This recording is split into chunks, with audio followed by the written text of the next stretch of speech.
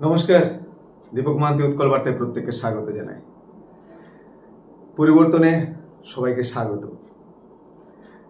Basically খারাপও লাগছে, কারণ 2011 সালে যখন পরিবর্তন হয়েছিল, মমতা ব্যানার্জি যেদিন রাজভবনে শপথ নিচ্ছিলেন, খুব কম মানুষ সেই রাজভবনে ঢুকেছিল সেদিন শপথে।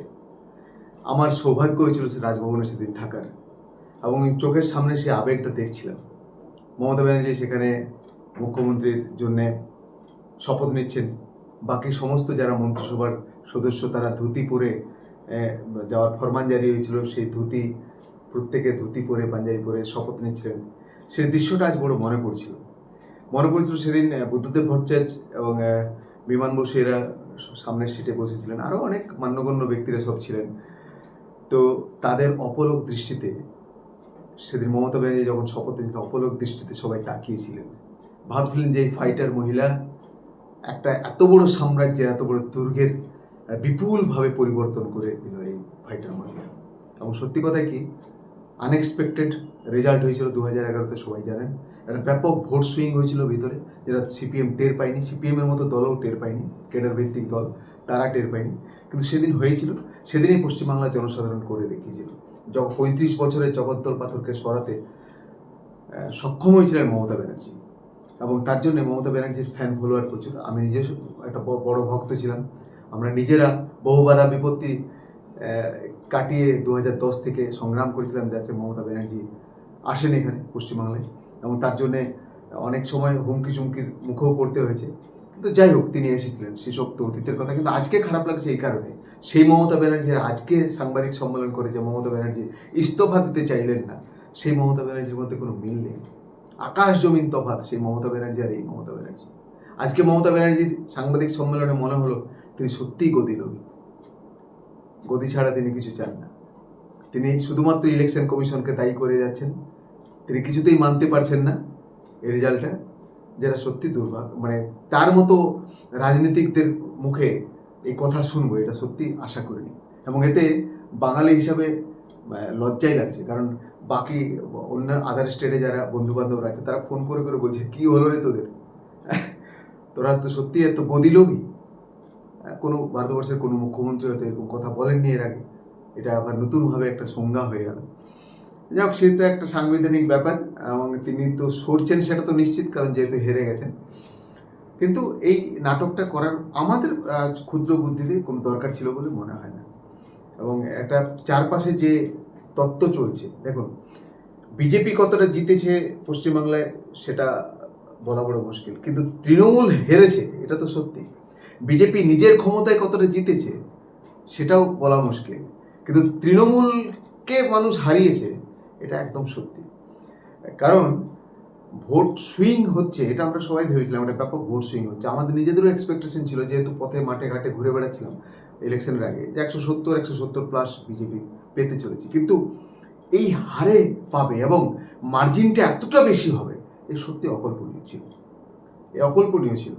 এবং সেটা হয়তো নরেন্দ্র মোদী বা অমিত শাহরা বুঝেছিলেন। তার দীর্ঘদিনের ভোট কুশলী অমিত শাহ, চাণক্য বলা হয় এই জন্যই বোধহয় তাকে। তিনি বলেছিলেন যে আমরা এবার আসছি।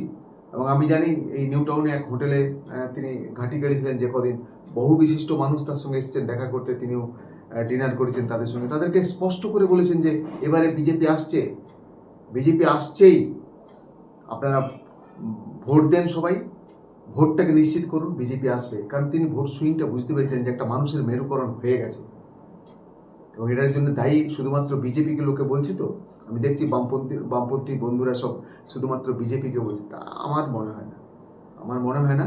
এটার জন্য ইকুয়াল দায়ী হচ্ছে মমতা ব্যানার্জি একটা সংখ্যালঘু কার্ড সবসময় খেললে আরও বেশি করে দিয়েছেন এটা। এই জাহাঙ্গীর যা করলো, সেটা যদি আরও 2-4 দিন আগে হতো ভোটের, আমার মনে হয় আরও 2-4টা সিট বেশি পেত বিজেপি, এবং ভোটের মার্জিনটা বোধহয় আরও বেড়ে যেত। এটা তো ঘটনা। যেসব জিনিস হয়েছে সন্দেশকালীতে, এগুলো তো মানুষ ভুলবে না। আরজি করে যে কাণ্ড হয়েছে সেটা তো মানুষ ভুলবে না। চোখের সামনে তো আমরা দেখেছি প্রশাসনকে কীভাবে ব্যবহার করেছে, এবং তার ওই ভোট কুশলী সংস্থা, তা কী পরিমাণ, দেখেন, সাধারণ মানুষের সাথে তাদের যোগাযোগ ছিল না, কিন্তু যারা সাংবাদিক মহলে আছে তারা তো প্রত্যেকে জানতো যে কী করছে তারা, কোথায় কীভাবে ঘাপলা মেরে বসে আছে, কত টাকা রোজগার করে নিচ্ছে, কী স্কিম করছে, এটা তো ঘটনা, সবাই জানতো। এবং তারা তৃণমূলের নেতা নেত্রীরা পরিশান ছিল সবাই, কিন্তু ওই যেহেতু ব্যক্তিগত পার্টি, এখানে বলতে গেলে তার চাকরি যাবে, সেই কারণে কোনো বলেনি। এবং যে কটা তৃণমূল জিতেছে দেখুন, বেশিরভাগ সংখ্যালঘু ভোটের উপর দাঁড়িয়ে জিতেছে। আজকে পরিবর্তন হয়ে গেছে, পরিবর্তনকে সবাই স্বাগত জানান। যারা এখনো মেনে নিতে পারছেন না তারা মানুন, কারণ পরিবর্তন জাগতিক নিয়ম, পরিবর্তন না হলে কোনো দেশ, কোনো রাজ্য এগোবে না। অতএব পরিবর্তন খুব দরকার, নিজের পরিবর্তন দরকার, রাষ্ট্রের পরিবর্তন দরকার, দেশের পরিবর্তন দরকার, রাজ্যের পরিবর্তন দরকার, সবটারই পরিবর্তন দরকার। পরিবর্তন হবে তবেই তো এগোবে না। অতএব পরিবর্তনকে সবাই স্বাগত জানান। আর দয়া করে যারা ভাবছেন যে এইবার এসে গেছে, তৃণমূলের এই করেছে, তাদেরকে এই শাস্তি হবে, এগুলো ভুলে যান। কিছু হয় না, এগুলো দুদিন পরে মানুষ আস্তে আস্তে করে ভুলে যাবে। মানুষ অলরেডি শাস্তি দিয়ে দিয়েছে। কিন্তু যারা করে কমে খাচ্ছিলেন, কোনো কোয়ালিটি নেই, শুধুমাত্র করে কমে খাচ্ছিলেন, তারা দয়া করে অন্য রাস্তা দেখুন। এটা বিজেপি RSS দ্বারা নিয়ন্ত্রিত।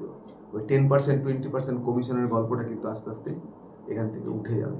আর যেসব আধিকারিকরা এতদিন চটিচাটা হয়েছিলেন, মানে একদমই দলদাস হয়েছিলেন, যারা দেখেন শাসক দলের হয়ে কাজ করতে হবে, এটা সবাই জানে, কিন্তু সেটার মধ্যেও একটা লিমিটেশন থাকে। যারা একবারেই ছিলেন তারা অবশ্যই সাবধান থাকুন। এটা বিজেপি আর সে যে কোথায় কাকে, প্রত্যেকটা জায়গায় এদের লোক রয়েছে এবং এরা কিন্তু পর্যবেক্ষণ করবে। এবং এরা কেউ পয়সার জন্য মরিয়া নাই। আচ্ছা আচ্ছা মানুষ আছে যারা RSS করেন। আপনি আইডিওলজিটাকে মানতে পারেন, আপনি ভুল বলতে পারেন, আপনি খারাপ বলতে পারেন, অনেক কিছু বলতে পারেন, কিন্তু একটা জিনিস তো বটে, RSS এর মানুষগুলো বেসিক্যালি সৎ হয়, এটা তো ঘটনা, তো সেটা তো মানতেই হবে আপনাকে। সুতরাং এই জিনিস এবারে সবাই মেনে নিন। আমার মনে হয় যে অন্তত 15-20 বছর তো এখন আর বিজেপিকে সরানো খুব মুশকিল। নিজে নরেন্দ্র মোদী বলেছেন পশ্চিমবাংলার একটা বড় ডেভেলপমেন্ট তিনি করবেন, সেই আশ্বাস দিয়েছেন মানুষকে। আশা করি নরেন্দ্র মোদী সেটা রাখবেন, প্রধানমন্ত্রী হিসেবে কোনো স্পেশাল প্যাকেজ দিতে পারেন বাংলাকে। বাংলা ডিপ স্টেট, আপনারা অনেকেই টার্মটা শুনে থাকবেন ডিপ স্টেটের। এই চক্রান্ত কিন্তু চলছিল ভারতের বিরুদ্ধে। ভারত একটা মানে উন্নয়নশীল দেশ, প্রচণ্ড তড়িৎ গতিতে এগিয়ে যাচ্ছে এবং যে কোনো বিশ্বের যে কোনো দেশকে কম্পিট করতে এগিয়ে যাচ্ছে, যেটা বিশ্বের যে শক্তিধর দেশ আছে, বিশেষ করে আমেরিকা, সহ্য হয় না। বাংলাদেশকে তারা শেষ করে দিয়েছে। মালয়েশিয়া গেছে, মরিশাসের অবস্থাও ভালো না, আপনার শ্রীলঙ্কা গেছে, নেপাল গেছে, বুঝতে পারছে, আফগানিস্তানকে শেষ, ইরান শেষ হয়ে গেল। মানে যারাই মাথা তুলে দাঁড়াতে গেছে তাদের কিন্তু ডিপ স্টেট করে বিভিন্নভাবে চক্রান্ত করে কিন্তু শেষ করার একটা প্রবণতা বিশ্বের কিছু শক্তিধর দেশগুলো রয়েছে এবং সেটা ভারতবর্ষ তাদের এবারে নেক্সট টার্গেট। এবং সেটা বাংলাদেশকে তারা করিডোর করত। মুখ্যমন্ত্রীকে বারবার বলা সত্ত্বেও ওই 500 কিলোমিটারের বেড়া কিন্তু মুখ্যমন্ত্রী জমি চিহ্নিত করেননি। এটা মুখ্যমন্ত্রী জানতেন না তা কিন্তু নয়, কোন এক অজানা কারণে তিনি কিন্তু বারবার ধরে এটা করে ওই জমি দেননি এবং জমি জটে ওখানটা আটকে রয়ে গেছে। ফলে বিজেপি তাদের কাছে দেশ আগে, যাদের RSS বিশেষ করে, তারা কিন্তু প্রবলভাবে চাইছিল দিদিমণিকে সরতে হবে। তাছাড়া বাংলাদেশ দিয়ে প্রচুর ইনফিল্ট্রেশন হবে, প্রচুর মানুষ ঢুকে যাবে যারা নাশকতার কাজ করতে পারে, এখানে এসে কুখ্যাত জঙ্গি ঢুকে যেতে পারে। ফলে তাদের পশ্চিমবাংলাকে একটা এবারে দিদিমণিকে যে করে হোক এখান থেকে উৎখাত করতে হবে, তারা মরণপণ চেষ্টা করেছে এবং সেটা মানুষ সাথ দিয়েছে। একদমই তাই। পরিবর্তনটা মেনে নিন সবাই, ভালো থাকুন, সুস্থ থাকুন সবাই, এবং এই পরিবর্তনের আলোয় নিজেদেরকে আলোকিত করুন। চেষ্টা করুন সবাই একসাথে থাকার, আননেসারি একে ওকে দোষ দিয়ে, একে ওকে দোষারোপ করে, নিজেদের মধ্যে ঝগড়াঝাটি করে, নিজেদের মধ্যে মারামারি করে সময়টা নষ্ট করবেন না। সবাই ভালো থাকুন। আগামী কয়েকদিনের মধ্যেই শপথ বাক্য পাঠ হবে, নতুন মুখ্যমন্ত্রী পাবো আমরা, সম্ভবত শুভেন্দুই হতে চলেছেন মুখ্যমন্ত্রী, তাদের আনুষ্ঠানিক ঘোষণা বাকি। এবং মুখ্যমন্ত্রী হওয়ার পর প্রবল প্রত্যাশা, বুঝতেই পারছেন, বিজেপির উপরে। এক ডিএর চাপ, 7th পে কমিশনের চাপ, এত দুর্নীতি হয়েছে সেগুলোর চাপ, এত পরিযায়ী শ্রমিক যারা ফিরে আসতে চাইছে, সেখানে কিছু ইন্ডাস্ট্রি করার, কিছু ইন্ডাস্ট্রি হাব তৈরি করার, কিছু সফটওয়্যারের অফিস এখানে নতুন করে নিয়ে আসার সমস্ত কিছু চিন্তাভাবনা রয়েছে হয়তো প্রধানমন্ত্রী। কারণ ইস্টার্ন রিজিয়নের করিডোর হচ্ছে পশ্চিমবাংলা এবং এখানে ইন্ডাস্ট্রির একটা হাব তৈরি করতে পারলে গোটা ইস্টার্ন ইন্ডিয়াটা লাভ হবে। ফলে সেগুলো সমস্ত মাথায় নিশ্চয়ই রয়েছে প্রধানমন্ত্রী। এবং আমার আশা যে তিনি আগামী 2-3 বছর পশ্চিমবাংলাকে ঢেলে সাজানোর একটা পরিকল্পনা নিশ্চিত করেছেন এবং শুভেন্দু বাবুকে দিয়ে সেটা হয়তো তিনি রূপায়ণ করার চেষ্টা করবেন। যাক, হোপ ফর দ্য বেস্ট। আমরা চাইছি পশ্চিমবাংলা উন্নত হোক, পশ্চিমবাংলা আবার সমময়ে ফিরুক। বাঙালি জাতি, যে রাজনৈতিক প্রবণ জাতি, যারা অত্যন্ত সংবেদনশীল জাতি, সেই জাতি আবার মাথা তুলে দাঁড়াক। এবং এই বাঙালি মানেই দুর্নীতিগ্রস্ত, বাঙালি মানেই পলিটিক্স, বাঙালি মানেই পিছনে লাগার এই তকমাটা ঘুচে যাক। এটাই আমার কাম্য আর কি, মানে আমি চাইছি এটাই, যে এটা অন্তত হোক। ধন্যবাদ। আবার নতুন করে কালকে আবার কথা হবে। ভালো থাকবেন সবাই।